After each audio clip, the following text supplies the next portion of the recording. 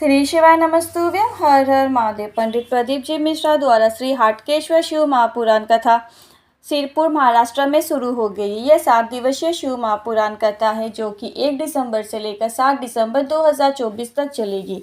कथा आस्था टीवी और यूट्यूब के माध्यम से लाइव देखी जा सकती है। कथा का समय है दोपहर को 1 बजे से लेकर शाम को 4 बजे तक। आज की कथा में गुरुजी ने आगामी शिव महापुराण कथा की जानकारी दी। आज 2 दिसंबर 2024 दूसरे दिन की कथा पूर्ण हो चुकी है। कथा में गुरुजी ने कुल मिलाकर 15 उपाय पत्र और उपयोगी जानकारियाँ दी है। सभी की जानकारी आपको इस वीडियो के माध्यम से प्राप्त होगी। यदि किसी कारणवश आप आज की कथा नहीं सुन पाए हो तो पूरी कथा का रसतत्व आपको इस छोटे से वीडियो के माध्यम से प्राप्त होगा। आइए शुरू करते हैं। कथा शुरू करते ही गुरुजी ने कहा, शरीर में रक्त दौड़ता है तो ये शरीर चलता है, अगर रक्त दौड़ना बंद कर दे तो शरीर भी रुक जाता है। उसी तरह शिव महापुराण की कथा भी हमारे जीवन को रोज रक्त की तरह ही चलाती है। बढ़ते हैं कथा की दूसरी विशेष जानकारी की ओर। गुरुजी ने कहा, श्वास और विश्वास ये दोनों अगर टूटते हैं तो फिर कुछ नहीं बचता। श्वास टूटने के बाद शरीर नहीं बचता और विश्वास टूटने के बाद जीवन में श्रेष्ठ कुछ भी नहीं बचता। यहाँ लाखों शिव भक्त हैं और वो यहाँ क्यों आए हैं? क्योंकि उनका शिव के प्रति विश्वास प्रबल है और जब विश्वास बढ़ता है तो हमें मंजिल मिलकर ही रहती है, ये तो निश्चित है। बढ़ते हैं कथा की तीसरी विशेष जानकारी की ओर। मंगला देवी जी पत्र लेकर आई। मैंने नासिक की कथा पंडाल में बैठकर सुनी। पंडाल की मिट्टी एक चुट्टी मैंने उठा ली। मेरी बेटी की नौकरी नहीं लग रही थी और बाबा ने ऐसी कृपा करी कि बेटी ने 6 महीने में जितने भी एग्ज़ाम दिए थे उन सब में उसका चयन हो गया है। 5 सरकारी नौकरी का उसको ऑफर आया है। बेटी ने एक नौकरी का चयन कर लिया है। इसी का आभार व्यक्त करने कथा पंडाल में आई हूँ। बढ़ते कथा की चौथी विशेष जानकारी की ओर। गुरुजी ने कहा, जैसे डैम में पानी खतरे के निशान के ऊपर जाता है तो पानी को छोड़ दिया जाता है, उसी तरह अगर आपकी उम्र भी खतरे के निशान पर आए तो आप भी अपने शरीर को भोलेनाथ की शरण में छोड़ देना चाहिए। बढ़ते कथा की 5वीं विशेष जानकारी की ओर। गुरुजी ने कहा, कल हमसे किसी ने प्रश्न किया, गुरुजी बांग्लादेश में हिंदुओं के साथ जो अत्याचार हो रहा है क्या आप उस पर कुछ नहीं कहेंगे? तो इस पर गुरुजी ने उत्तर दिया, कहा, बांग्लादेश में अगर हिंदुओं के साथ अत्याचार हो रहा है या फिर किसी भी देश में हिंदुओं के साथ अत्याचार हो रहा है तो एक बात समझ लेना चाहिए, अगर हाथ जोड़ने का समय निकल गया हो तो हाथ खोल लेना चाहिए। हाथ खोलने का समय आ गया है। बढ़ते हैं कथा की 6ठी विशेष जानकारी की ओर। तुकाराम जी पत्र लेकर आए। मेरी आयु 17 वर्ष की है। मेरी शुगर हमेशा 500 प्लस रहती है, यानी कि 500 के ऊपर ही बनी रहती है। सीहोर के रुद्राक्ष का महत्व जाना और सीहोर से रुद्राक्ष को लाकर रात को उसे गलाकर सुबह वह जल शिवलिंग पर चढ़ाकर उसको औषधि की तरह प्राप्त कर लेता। रुद्राक्ष जल का आचमन करना शुरू किया। आज मेरा शुगर 120 लेवल पर आ गया है। इसी का आभार व्यक्त करने कथा पंडाल में आया हूँ।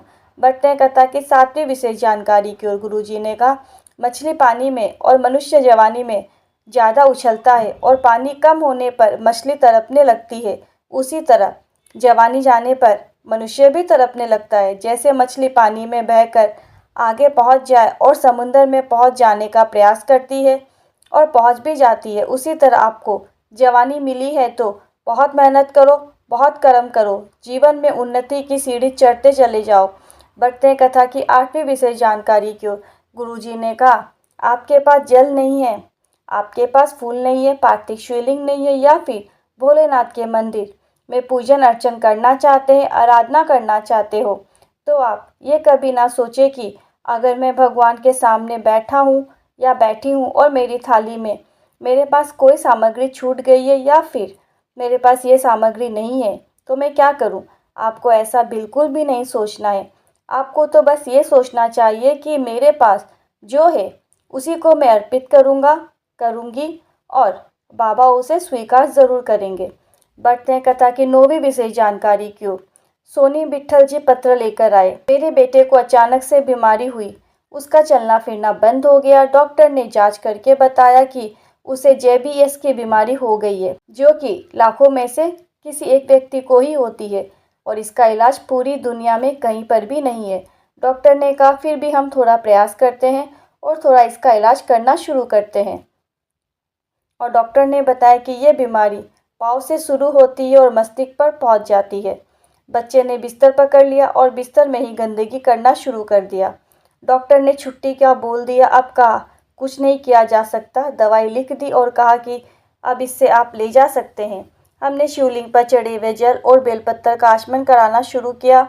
हम लोगों ने शिव महापुराण कथा भी सुनना शुरू किया और आज मेरा बेटा पूरी तरीके से ठीक हो गया है। इसी का आभार व्यक्त करने कथा पंडाल में आए हैं। बढ़ते कथा की 10वीं विशेष जानकारी की ओर। गुरुजी ने कहा एक पत्र आया जिसे गुरुजी ने पढ़ा, पर उसमें गुरुजी ने नाम नहीं बताया। पत्र में लिखा था कि मैं सेंधवा की रहने वाली हूँ और सनातन धर्म से नहीं हूँ, पर मेरा विवाह सनातन धर्म में हुआ है। मैं मुस्लिम धर्म की हूँ। मेरे भगवान के प्रति बिल्कुल भी थोड़ी भी आस्था नहीं थी, ना ही मैं भगवान को मानती थी। पर पता नहीं आपके शिव महापुराण कथा में क्या है, जब से कथा सुनना शुरू किया है भगवान को मानना शुरू कर दिया है। मेरे पति के मुंह में अचानक से छाला हो गया और मुंह से खून आने लगा। डॉक्टर ने बड़ी बीमारी का आशंका बता दी। मेरी सहेली के कहने पर सीहोर से कुबेश्वर धाम का जो रुद्राक्ष है उसको देने पर उसका जल शिवलिंग पर चढ़ाकर औषधि के रूप में प्राप्त करके अपने पति को देना शुरू किया। 4 दिन ही वे उनके मुंह से खून आना बंद हो गया। इसके बाद जांच कराई, बड़ी बीमारी नहीं निकली है। इसी का आभार व्यक्त करने कथा पंडाल में आई हूँ। बढ़ते कथा की 11वीं विशेष जानकारी की ओर। सुरेखा जी पत्र लेकर आई। मेरे पति फौज में हैं। मुझे सीने में कैंसर बता दिया गया। मेरा इलाज मिलिट्री हॉस्पिटल में शुरू हुआ। मेरे पति वहीं नज़दीक में जो शिव मंदिर है वहाँ जाते साफ सफाई का कार्य करना शुरू किया। मेरा ऑपरेशन हुआ, जांच हुई और कैंसर नहीं निकला। इसके बाद मेरा समय निकला और मेरी बेटी हुई। बेटी के होने के बाद मुझे पेट में दर्द हुआ। जांच करने पर डॉक्टर ने कहा कैंसर बता दिया पेट के अंदर। हम पति पत्नी पेट का कैंसर बताने के बाद रोज मंदिर में जाकर साफ सफाई का कार्य करने लगे। डॉक्टर की दी हुई दवाई खाना शुरू कर दिया और बाबा के धाम कुबेश्वर धाम गए और जो मेरी फाइल थी वो बीमारी की फाइल, उसको मैंने वहीं पर बाबा से स्पर्श करवाया और उसके बाद जांच के लिए निकल गए। जांच हुई, कैंसर नहीं निकला। इसी का आभार व्यक्त करने कथा पंडाल में आए हैं। बढ़ते हैं कथा की 12वीं विशेष जानकारी की ओर। गुरुजी ने कहा कोई तुमसे कहे कि शंकर भगवान को ये चढ़ाना सबसे ज़रूरी होता है, बेलपत्र चढ़ाना ज़रूरी होता है, धतूरा चढ़ाना ज़रूरी होता है, मंदार का पुष्प चढ़ाना ज़रूरी होता है, कनेर का पुष्प चढ़ाना ज़रूरी होता है। आप एक बात ध्यान रखना कि शिव महापुराण कथा में यहाँ पर जितने भी शिव भक्त आए हैं ये रोज़ मंदिर में जाकर जल भी नहीं चढ़ा पा रहे हैं, यहीं पर बैठे हुए हैं। तो अगर कहीं पर यहाँ पर बैठे बैठे भी वे शिवलिंग पर मानसिक रूप से जल चढ़ा देते हैं, पूजा कर देते हैं, तो वो भी भोलेनाथ स्वीकार कर लेते हैं। इस प्रकार की पूजन को सनातन धर्म में मानसिक पूजन कहा गया है। बढ़ते हैं कथा की 13वीं विशेष जानकारी की ओर। गुरुजी ने कहा 2 चीज़ें अपने पास संजो कर रखना। इस जीवन में पहला है रुकना और दूसरा है झुकना। अगर हम गलत कर्म के लिए जा रहे हैं या फिर झूठ बोलने के लिए जा रहे हैं या फिर किसी को गलत अपशब्द बोलने जा रहे हैं तो हमें रुक जाना चाहिए, और अगर हमसे कुछ गलती हो गई है तो हमें झुक जाना चाहिए। बढ़ते हैं कथा की 14वीं विशेष जानकारी की ओर। गुरुजी ने कहा कभी मौका लगे तो चित्रकूट की पावन धारा में अंतेश्वर महादेव है, वहाँ पर भी हम शिव महापुराण कथा करना चाहते हैं और हम कोशिश करेंगे कि बिठलेश सेवा समिति द्वारा वहाँ पर शिव महापुराण कथा हो। बढ़ते हैं कथा की 15वीं और अंतिम विशेष जानकारी की ओर।